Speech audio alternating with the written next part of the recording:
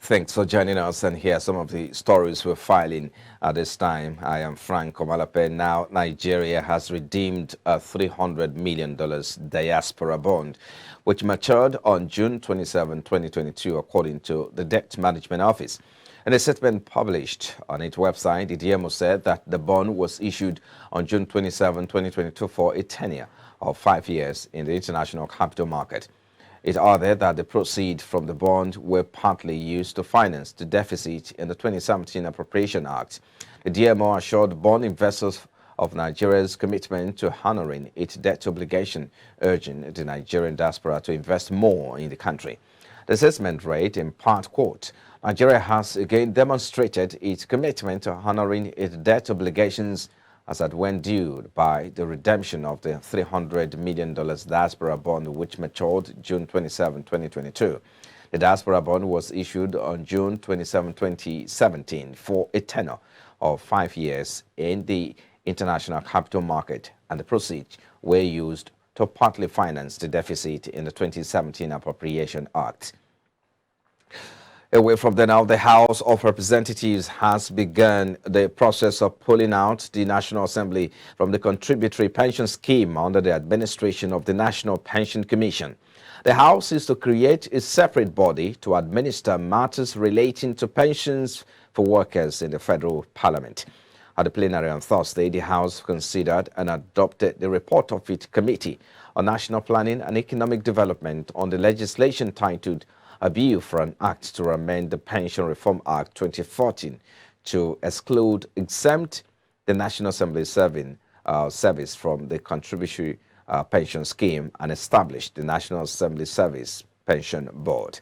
The chairman of the committee, Olododo Cook, said the proposal was to exempt the personnel of the National Assembly from the contributory pension scheme and to establish a National Assembly Service Pension Board to be charged with the responsibility of administering the pension scheme for personnel of the service. Cook stated this bill is in consequence of the exit of the service from the application of the contributory pension scheme under the Pensions Reform Act 2014.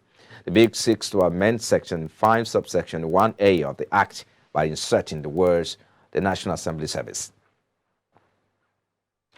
In the meantime, the House of Representatives on Thursday urged the Nigerian National Petroleum Company Limited to establish and equip more depots across the country and strictly regulate the operations of private depot owners as part of efforts to end fuel scarcity in the country. This followed the adoption of a motion on the need to establish more petrol depots in Nigeria, moved by Honorable Uju Kingsley. While presenting the motion, Honorable Kingsley noted that there were insufficient depots to store petroleum products in Nigeria, and that an estimated 100 million liters of bad petrol imported in Nigeria have caused fuel scarcity in Nigeria, with the consequent effects of adulteration of the product by roadside black market vendors. He raised concern that the proliferation of adulterated petrol had caused severe damage to vehicle engines and inflicted more pains on the people. He added that despite efforts to address the fuel scarcity, long queues and shortage of the product still persist at filling stations across the country. Head of the Organization of Petroleum Exporting Countries and its allies, OPEC, on Thursday agreed to proceed with about 648,000 barrels per day increase in its crude production quota for August, in line with what ministers agreed at a meeting earlier this month. Under the agreed quota, Nigeria will pump 1.82 million barrels per day, the same quota it got for July. The hike will return the group's output target to pre-pandemic levels and conclude the now more than 2-year process of returning to the market, in theory, all of the near 10 million barrels per day that OPEC and its non-OPEC partners removed in May 2022 in response to the COVID-induced collapse in world demand. The decision to stick to the script and sanction the 648,000 barrels per day increase came at a time of accelerating inflation rates, higher oil prices, and a recovery in global oil consumption that is contributing to a tightening of supply-demand balances. An OPEC Plus technical committee last week said it foresees a supply surplus of 1 million barrels per day this year, around 400,000 barrels, down on the forecast it gave just 4 months earlier. The production restraint agreement formally remains in force until the end of the year. But this production target returning to pre-pandemic baseline levels in August, the group will no longer have a roadmap to follow should the market requires further supply in the coming months. Oil marketers on Thursday warned that Nigeria will witness the mother of all queues from next week if the federal government fails to pay the 12-month bridging claims being owed operators in the downstream sector. Dealers under the aegis of the Independent Petroleum Marketers Association of Nigeria, which controls about 70% of filling stations across the country, also denied being paid 74 billion naira by the federal government as bridging claims for the transportation of petroleum products.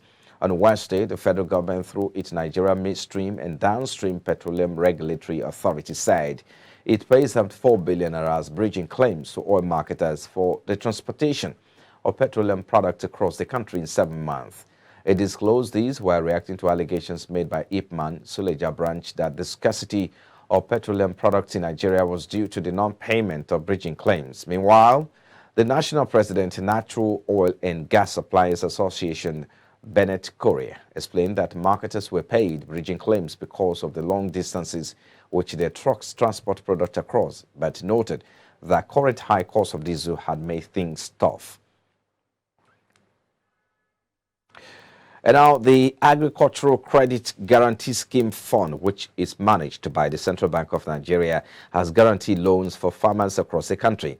The monetary value of the loans was estimated at 130.90 billion naira. The Apex Bank also challenged farmers to join hands in revitalizing the country's $430 billion economy by enhancing value addition and diversification.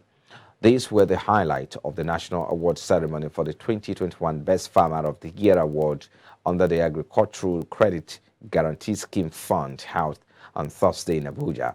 According to the chairman, Scheme Fund, Stephen Okon, a total of 1.23 million loans valued at 130.9 billion naira were guaranteed from inception to May 2022, out of which 973,646 beneficiaries had repaid a total of 98.9 billion naira. He noted that the Federal Capital Territory had, from January to May 2022, guaranteed a total of 82 loans under the scheme valued at 22.58 million naira. This, according to him, brought the total guaranteed loans in the FCT from inception of the scheme in 1978 to May 2022 to 14,258, valued at 1.74 billion naira. Agricultural Credit Guarantee Scheme Fund was established by Decree number 20 of 1977 and started operations in April 1978. In the meantime, the federal government has put up the ONITSHA River Port in Anambra State on concession for 4 billion naira under a public-private partnership arrangement as it targets to earn 23 billion naira from the deal in 30 years.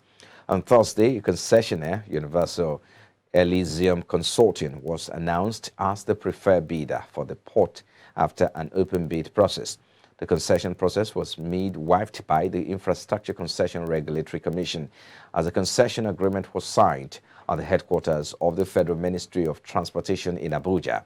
In her address at the signing ceremony, the Minister of State for Transportation, Gbemisola Saraki, said the Onitsha River Port concession would be the catalyst for the rest of the river port to be put on concession. Other river ports being considered for concession include Baro, Lokoja, and Oguta, according to the minister.